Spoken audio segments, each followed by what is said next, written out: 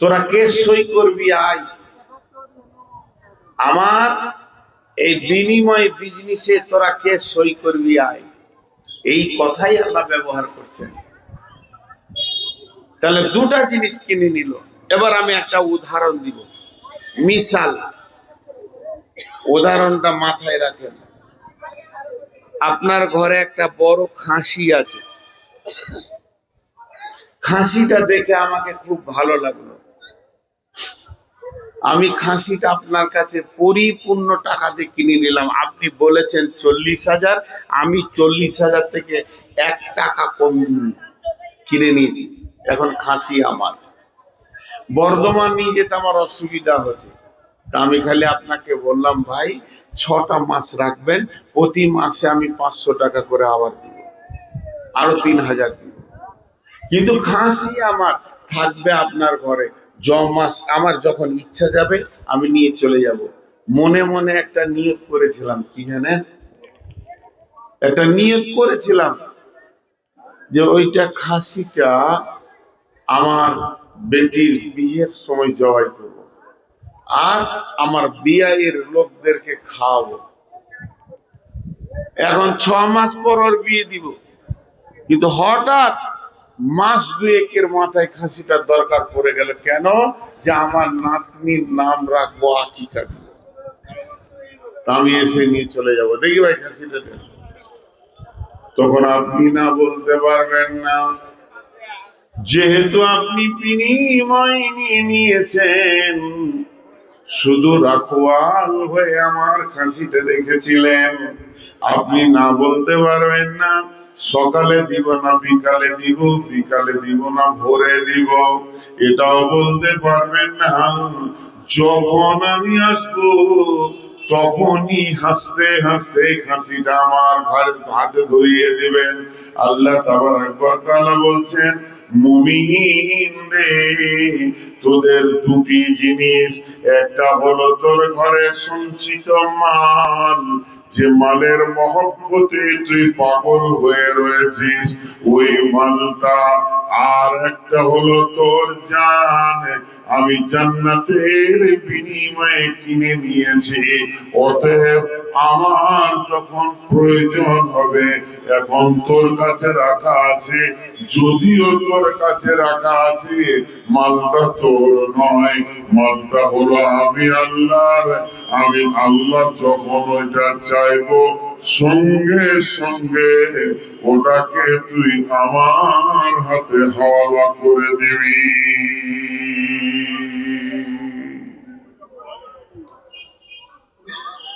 এবার একটা কথা বলবো কিছুক্ষণ, খুব ধ্যান দিতে হবে এখানটা। আমার জানমাল বিক্রি হয়ে গেছে। আপনাদের উত্তরবঙ্গে এই রোগটা খুব বেশি আছে, দক্ষিণবঙ্গে আছে, আমাদের বর্ধমান, মেদিনীপুর, বাঁকুড়ার দিকে আছে, কিন্তু কম তুলনামূলক। আপনাদের এই এলাকায় বেশি, মালদা, মুর্শিদাবাদ, দিনাজপুরে খুব বেশি এই রোগটা। সেটা কি আমি আমাকে দিয়ে বুঝাচ্ছি। যখন আমার আব্বা আমাকে ফ্যামিলি থেকে সুন্দর করে বিয়ে দিয়ে, বউ দিয়ে আলাদা করে দিল, পৃথক করে দিল, তখন আমার মাল হচ্ছে আব্বার দেওয়া 5 বিঘে জমি আর সামান্য মাল নিয়ে আমি পৃথক হলাম। তারপরে আমি ইনকাম শুরু করলাম, মসজিদে থাকি, মাদ্রাসায় থাকি, ইমামতি করি, মোদারিসি করি, বক্তব্য রাখি, রাখতে রাখতে রাখতে রাখতে আমার এখন বয়স হয়ে গেল 54। আমি 54 বছর বয়সে দেখছি এখন আমি 10 বিঘে জমির মালিক, আর আমার আছে ক্যাশ 20-50 লাখ টাকা। এতগুলো এবার বলছি কি, আমি এই মালটাকে আমি মনে মনে ভাবছি আল্লাহ আমাকে পুত্র সন্তান দেননি, আমার মেয়ে আছে, তাহলে আমি যদি মরে যাই তাহলে ভাতিজারা ভাগি হবে। মেয়ের নামে তসবিগে লিখে দিলাম, আটবিগে লিখে দিলাম, আর টাকাগুলো বেঁকে দিয়ে দিলাম। আমার সম্পদ, আমার মালকে একজনকে ফাঁকি মেরে একজনকে দিয়ে দিলাম। আমার তিনটে বেটা, দিঘি বাড়ি বাগান, রোডের ধারে যে জায়গাগুলো আছে বেটা তিনজনকে লিখে দিলাম। দুইজন মেয়ের আমি বিয়ে দিয়ে দিয়েছি বহুদূর, একজনের শামসি, একজনের গাজল। তাদের কপালে ভালো কিছু জুটল না।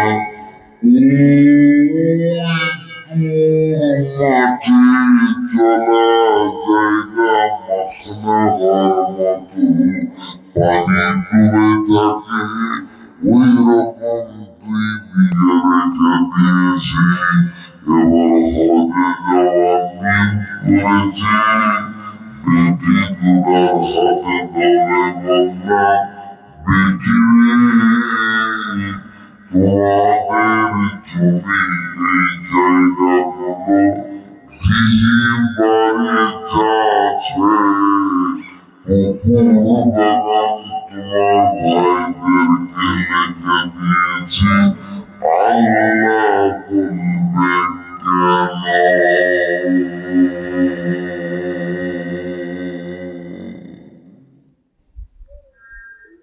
কেন?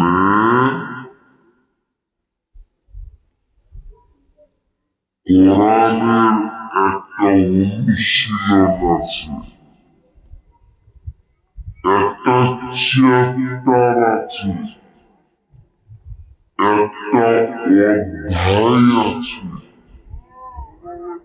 একটা বক্তব্য আছে আল্লাহ, যে আমি নূর মোহাম্মদ বললে আমার মান কে কতটা পাবে।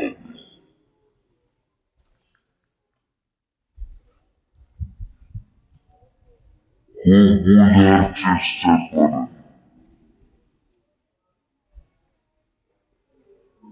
আমার মান যে কতটা পাবে এটা আল্লাহ বলেছে।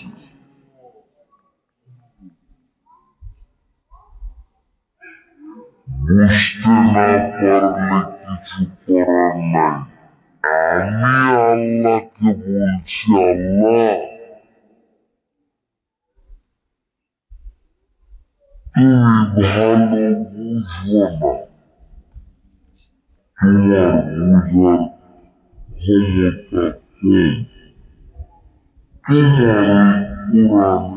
হিসাবটা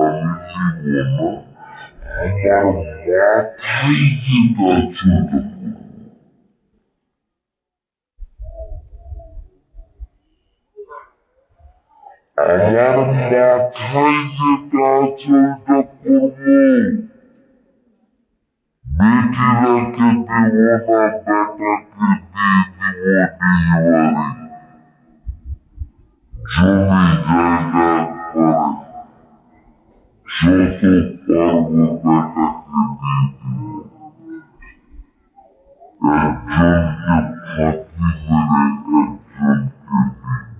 দিব।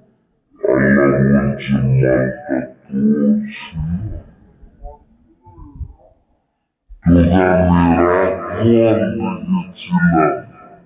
আল্লাহ বলছেন মালটা তোর ছিল, তোকে আমি রাখবার লেগেছিলাম, যতদিন খাবি খা, ব্যবহার করবি কর, হাত পা ছেড়ে আমার কাছে চলে আয়,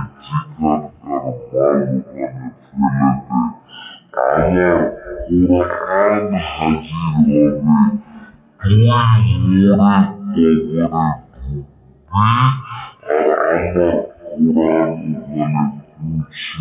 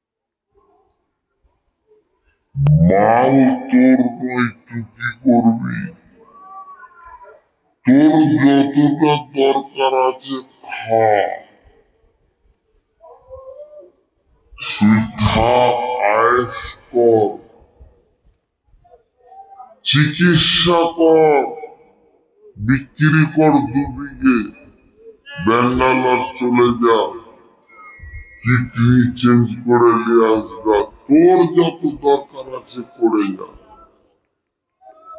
কিন্তু লেখালেখি করবি না। মাফ করবেন, একবার ক্ষমা চেয়ে বলছি, আপনারা মুরব্বী, আমার থেকে জ্ঞানী, বলেন আপনাদের দেশে এই সিস্টেমটা আছে না নেই? বেটিকে ফাঁকি দিয়ে বেটাকে লেখার সিস্টেমটা আছে না নেই? বদরুদ্দোজা নদভী একটা বক্তব্যে বলেছে, জিন্দা জাহান্নামী দেখবে তো ওকে দেখো, জিন্দা জাহান্নামী যদি দেখবে কেউ তো ওই লোকটাকে দেখো। বদরুদ্দোজা নদভীর বায়ানে শুনবে। আর আল্লাহ নবী বলছে, তুমি কলম চালানোর কে? তোমাকে কে পাওয়ারটা দিল যে তুমি কলম চালাবে? তুমি যখন মুমিন, যেদিন তুমি ইসলাম কবুল করে নিয়ে নিজেকে জান্নাতি ভাবছো বন্ধুরে, সেদিন থেকে তোমার মাল আর তোমার জানের স্বাধীনতা চলে গেছে।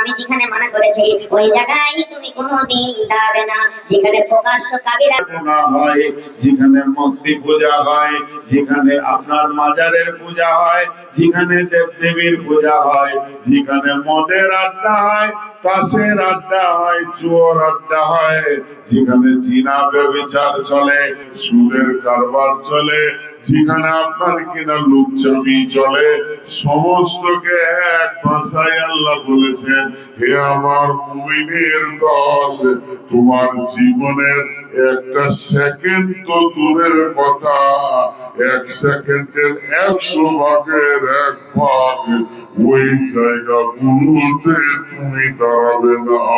ওলা তাকরাবুল ফাওয়াহিশা, ফাহিশা কাজের কাছে তুমি যাবে না, ওখানে পৌঁছাবে না, ওই জায়গায় নোংরামি চলছে, তোমাকে আমি দাঁড়াতে মনে করেছি, ওই জানটা আমার আমি চালিয়ে রেখেছি বলে চলছে, আমি চাপ মেরে ধরে নিলে এক্ষুনি তুমি দুনিয়া ছেড়ে দেবে, তার মানে তুমি চলো নি, আমি চালাচ্ছি, তোমার পেছনে একটা চালক আমি আল্লাহ রয়েছি।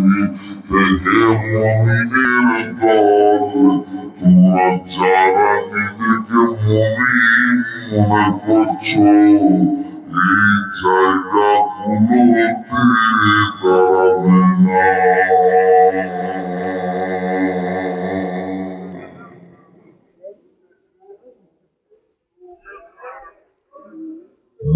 মানা করে দিলে আর দাঁড়ানো যাবে না।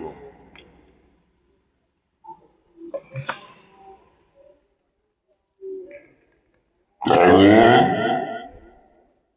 জান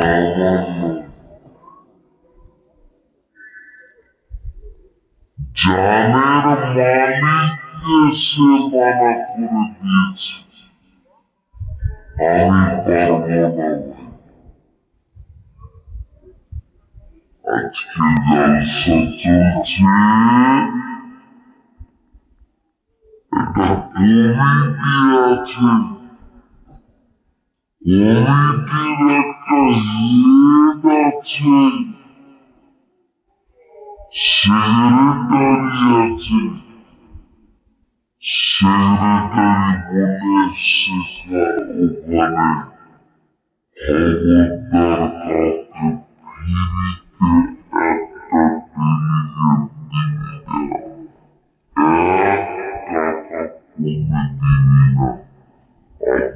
আপনি কি বলবেন ভাই? আমি পারবো, সম্ভব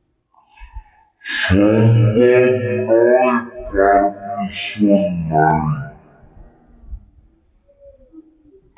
জিনিস, আমি নিজের মন মতো ব্যয়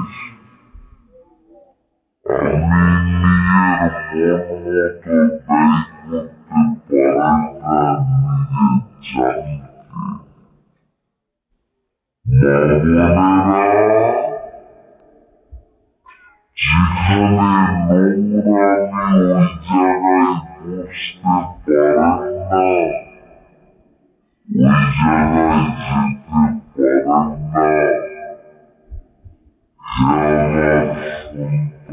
সন্তানের দল, যে জায়গায়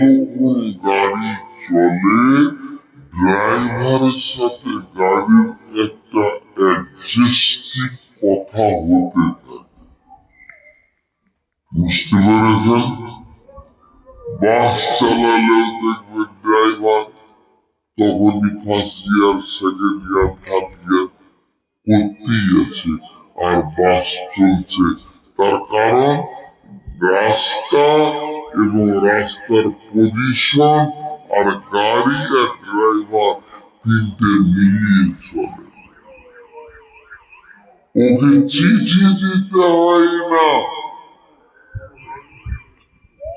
চিঠি দিতে হয় না, কাউকে বলতে হয় না এখন সেকেন্ড ইয়ারতে, কাউকে মাইকিং করতে হয় না, কোম্পানির তরফ থেকে খবর আসে না, পাকা ড্রাইভার রাস্তা দেখলে বুঝে নেয় যে রাস্তা কি বলছে, আমার গাড়ির গিয়ার কত নম্বর দিতে হবে। আমি কথাটা বললাম, এটা বুঝতে পেরেছে?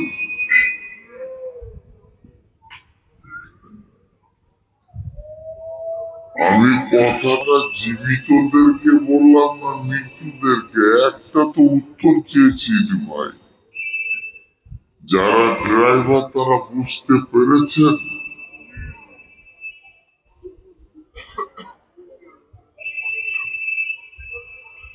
আমি যে উদাহরণটা দিলাম সেটা আপনারা বুঝতে পেরেছেন? হ্যাঁ, কিন্তু এত চুপ কেন? বাংলাদেশে ডিসেম্বরে যাব, ওখানে জলসা করে একটা মজা, মুখ খুলে। ঠিক বলেছেন, বলতে হবে, আরো আগ্রহ লাগে কথা বলতে। আর এখানকার শ্রোতাদেরকে গরম করাই যায় না, মুখ খুলবেই না। তো এইটা একটা উদাহরণ দিলাম, আর একটা উদাহরণ দিচ্ছি, এটা খারাপ মনে করে নিয়েন না। মুখ দিয়ে মানুষ কথা বলে, কিন্তু মুখটাকে যদি বন্ধ করে দেওয়া হয়, চোখেও কথা হয়। চোখে কথা বলে কারা? প্রেমিক প্রেমিকারা। এই জন্য একজন দার্শনিক বলেছেন, ফাহেসা শুরু হতি হ্যায় আঁখ সে और खत्म होती है शर्मगाह से। প্রকৃত প্রেমিক যদি হয় তো দুজন তাকালে অনেক কথা হয়ে যায়। এ ভাষা পৃথিবীতে আসে নাই, কোন সাহিত্য নাই, বই নাই, পড়া যায় না। খালি যারা প্রেমিক প্রেমিকা হয় চোখে চোখে দেখলে তাদের অনেক কথা হয়ে যায়। দুটা উদাহরণ দিলাম। 3 নম্বরটা বুঝেলেন? বাচ্চা ছেলে 1 বছর 1.5 বছরের ছেলে কোন ভাষায় কথা বলে? 1 বছর 1.5 বছরের ছেলে কোন ভাষায় কথা বলে? তো পৃথিবীর কেউ না বুঝলে ওর মা বুঝে আমার ছেলে এখন কি বলছে। এর নাম মহব্বত, এই ভাষাটার নাম মহব্বত। এবার চলেন, উদাহরণ অনেক দিয়ে দিলাম। আজকে 2025 সালে কাউয়ামারি কেন এই পৃথিবীর মুসলমানদেরকে বক্তা এনে মাইক দিয়ে গরম করতে হচ্ছে? তোমাদেরকে টাকা লাগবে, এখানে টাকা দিতে হবে, টাকা দিলে এই জিনিসে কাজ হবে। কিন্তু সাহাবা রাদিয়াল্লাহু আজমাইনদের জীবনটা কেমন ছিল? তারা এই আয়াতের তাফসীর কেমন বুঝেছিল? তারা নিজের মাল এবং জান কখন দিতে হবে পরিস্থিতি দেখে তারা বুঝে নিত। তাদেরকে এলানের প্রয়োজন হতো না, জান কখন দিতে হবে। আল্লাহ এখন আমার জানটা চাইছে না আমার মালটা চাইছে, সাহাবীদের বুঝতে অসুবিধা হতো না। উহুদের যুদ্ধে বিশ্ব নবী মদিনা প্রাম্বে, মদিনার প্রাদদেশে মসজিদে নববী থেকে মাত্র 3 কিলোমিটার দূরে উহুদের স্পট, যেখানে উহুদের যুদ্ধ হয়েছে, ওখানে একটা পাহাড় আছে, ওই পাহাড়টার নাম হলো উহুদ। ওই পাহাড়ের নামের কারণে যুদ্ধটার নাম হয়েছে উহুদের যুদ্ধ। এই যুদ্ধে বিশ্বনবী লোহার বর্মা করেছিল, গোটা বডিতে লোহার চাদর পরেছিলেন, মাথায় লোহার চাদর পরেছিলেন। আর বিশ্বনবীর বডিটা স্বাভাবিকের থেকে একটু ভারী হয়ে গেছে। আল্লাহ নবী ডান দিকে বাঁ দিকে সামনে পেছনে চারিদিকে যেন সবসময় মহড়া দিতে রয়েছেন, কখন কোন দিকে শত্রু আসে। সাহাবা রাদিয়াল্লাহু আজমাইন